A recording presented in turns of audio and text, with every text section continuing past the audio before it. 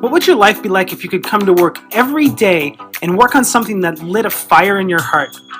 What if everybody you worked with had that same desire and passion as you? What if the work you did day in and day out had an impact not only on your workplace, but left the proverbial dent in the universe? Would you be willing to invest 10 minutes today and an hour this week to make this happen? Join me on this journey, and I promise you that you'll be started down a path where you'll feel more fulfilled, more inspired, and more alive than you've ever felt before. And it's going to happen at work. What's a tribe? A tribe is nothing new. There are groups of people between 20 and 150 in size, and we've had them for thousands of years. If you saw me on a street and we knew each other well enough that we stopped and said, hello, it's likely that we're in a tribe together. There are 5 stages of tribes that we'll become familiar with. Stage 1 tribes, which account for 2% of the world's corporate tribes, is a group of people who think that life sucks.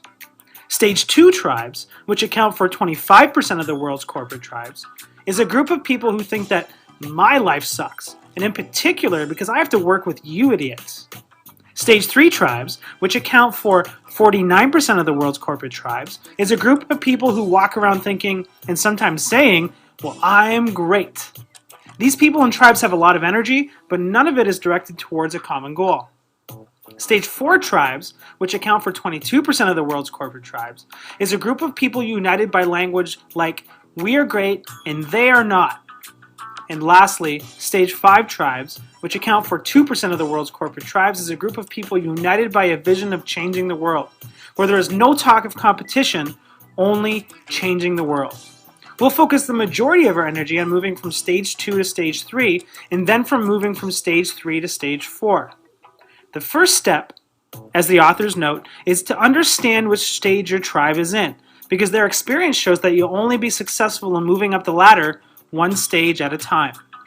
So as we work through from Stage 2 to Stage 4, make sure you're figuring out where you need to start from. And on that note, let's get started. Moving from Stage 2 to Stage 3. If you've ever watched an episode of The Office or gone to get your driver's license renewed, you've seen Stage 2 in action. Life for these people must really suck. If you look around and you don't see any signs of passion, initiative, or accountability, well, you found yourself in the middle of a Stage 2 disaster. But not to worry, because it's time for an extreme tribe makeover. So how do you recognize if you're in Stage 2? The people in this stage believe that their destiny is not their own, and so they avoid accountability like the plague. You'll hear a lot of, I'll try, or I can't really promise, a lot. If you see Dilbert cartoons on the walls or the coffee machine, well, you're in Stage 2. Here's an important thing to understand. Tribes are made up of people, which means that if you have a Stage 2 tribe, you have a group of people acting in a certain way. In this case, like being at work sucks the big one. It also means that not everybody is going to share equally in their disdain for your workplace. So, your first step is to identify a few members of the tribe who seem to want things to be better. At this step of your evolution, you'll be working with that person one-on-one. You'll start by telling them, one at a time, that you see potential in them and that you value their contributions to the team. Why? Because people aren't born thinking and acting like Stage 2 tribe members, and deep down inside they truly just want to be valued. So, give that to them. And in line with that, give them an assignment that you know they can do well in a short period of time to reinforce their value to the tribe. The second step you will take is to develop an interest in their lives. There's a whole raft of reasons why you'd want to do this, but just make sure that it's genuine. If you do this but aren't genuinely interested, you should look at the mirror because you are the problem here. Lastly, encourage that person to establish two-person relationships, which means developing a network where they're at the center rather than a triad relationship, which is the hallmark of a Stage 4 tribe. And remember, no jumping ahead. How will you know that you're successful? You'll start to hear that those people are saying, I'm great, the language of Stage 3, rather than my life sucks, the language of Stage 2. The person is going to start to gain confidence and will have an awakening of personal ambition as they want to reproduce those feelings of being valued. You'll have to be ready for some of the byproducts of this stage as well, though. In stage 3, you probably start hearing that they brag a lot about their accomplishments and compare themselves to other coworkers in a disparaging manner. You'll also probably start to hear people talk about values, but they'll be personal values, using language like what I've come to see and the principles that I hold dear. The reason this is a step up in the world is that now you've got a group of people who are actually motivated and inspired to generate results. The results just happen to be their own results and not towards the common goal of the tribe. They're very focused on individual accomplishments. Doctors, professors, attorneys, and salespeople are at this stage on their best days. And when you think about it, it's not really that surprising that almost half of the workplaces are at this stage where individualism rules. Ever since we graduated kindergarten, we've been taught that knowing the answers to the test questions and solving them on our own was the best way to become a success and get that gold star. But we aren't happy with this result, of course, and now we're going to make the leap from stage 3 to stage 4. From stage 3 to stage 4. Congratulations, you've made the leap from stage 2 to stage 3. You've got a bunch of people who are working towards success, but they are, number 1, trying to create success for themselves and not for the company, and 2, trying to do it all for themselves. Fortunately for you, these people become so good at that it's no longer a challenge to them. This is when you can start making the transition from stage 3 to stage 4.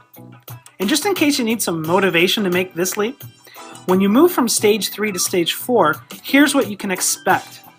Number 1, people collaborating towards a noble cause. Number 2, fear and stress is reduced. Number 3, people want to work for you and actually stay. Imagine that. Winning the war on talent, anybody? Number 4, your entire organization becomes a learning organization. Number 5, people take less injury and sick days.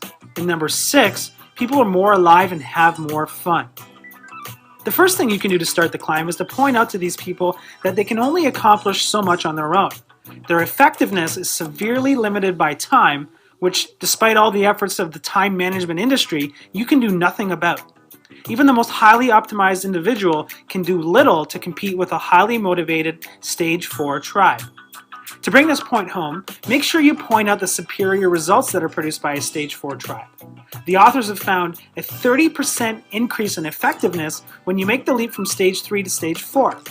This will be a compelling point because the people in stage 3 are very motivated by results. The second thing you can do is get them to work on a project that is larger than what they can accomplish on their own. Through an exercise like this, somebody stuck in stage 3 will realize that they truly haven't been accomplishing as much as they thought. Third, you can get them to build triadic relationships. Rather than two-way relationships where you're building them mostly for your own benefit, triadic relationships look for the mutual benefit between 3 parties. As an example, somebody building triadic relationships at a networking event would spend their time bringing other people together and introducing them to each other because they know that they have shared values and interests. Another example would be a relationship between you, your client, and one of your vendors.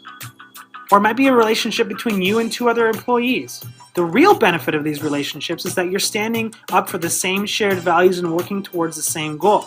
So if there's some spat or disagreement, there's always somebody in the triad to bring the focus back on what's important. Fourth, if you're going to build triadic relationships based on shared values, you better have shared values. You can get to your shared values in one of 2 ways. Both require hard work and a lot of conversations. So are you ready for the most important part of becoming a stage 4 tribe? First, you can tell a story about how you learned one of your shared values, after which you'll invite the other person to share a story as well. Your job is to listen for what people say is important to them. Remember, you have 2 ears and 1 mouth. Second, you can ask them one simple question and follow it up with 3 to 5 open-ended questions. A great first question is, what are you proud of? Most people, because they're still in stage 3, will respond with things that they've put on their resume. But after you dig a little deeper, you'll see that there's an underlying value behind each of those accomplishments. Your job, again, is to listen for what people in the tribe say is important to them, and then become an advocate for those values and make sure that they're lived day in and day out. Exactly how you do that is up to you. For example, a company doing this that isn't in the book is Zappos, who asked a similar question to each one of their employees. What they did was they took the answers, didn't change anything except for a few typos, and they published it as a book and sent it to their entire team. You'll know that you've got the values right when, as the authors say, a moment of alchemy happens. People will recognize themselves in the values and they'll say, that is it. Fifth, you're going to work towards your noble cause. A noble cause is the direction you are heading, and it captures your ultimate aspirations. Here's what the authors point out is the distinction between values and a noble cause. Core values are what we stand in, and a noble cause is what we shoot for. Ask you and your team this question over and over again. In service of what? Eventually you'll get to a statement like that of the Princess Margaret Hospital Foundation in Toronto, whose noble mission is to conquer cancer in our lifetime. Or Google's now famous to organize the world's information and make it universally accessible and useful. You know that you've hit the nail on the head when everybody agrees that that's why they come to work in the morning. To wrap things up, you have a lot of work ahead of you, and I hope you'll join us in using the workbook as a way to start down the path of transforming not only your company, but your life by taking on tribal leadership.